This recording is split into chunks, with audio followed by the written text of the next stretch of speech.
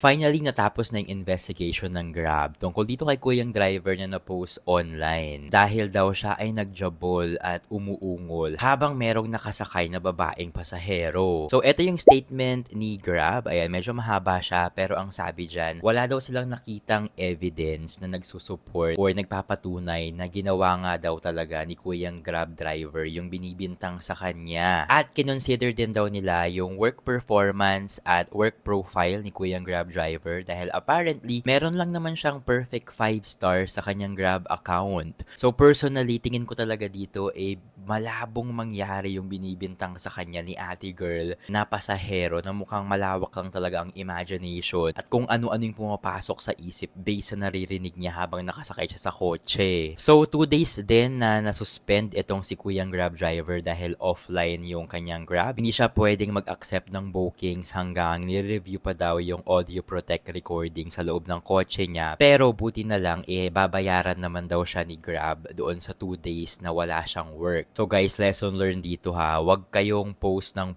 mga hanash nyo online, especially kung makakasira kayo ng buhay ng tao. Halos same to lang nangyari dito kay kuyang security guard naman na nagtaboy ng Sampaguita girl na unfortunately natanggal din sa trabaho. Buti na lang dito sa case ni kuyang Grab driver, medyo mabilis yung investigation ng Grab. Inabot lang sila ng 2 days bago nga mag-come up sa decision. And sana naman magkaroon din ng CCTV yung mga loob ng kotse ng mga Grab. Parang Uber sa Amerika, 'di ba? Para safe na safe din talaga. Hindi lang yung mga passengers, pero yung mga Grab drivers as well. Kayo ba, anong masasabi nyo dito sa desisyon ng Grab? Comment down below.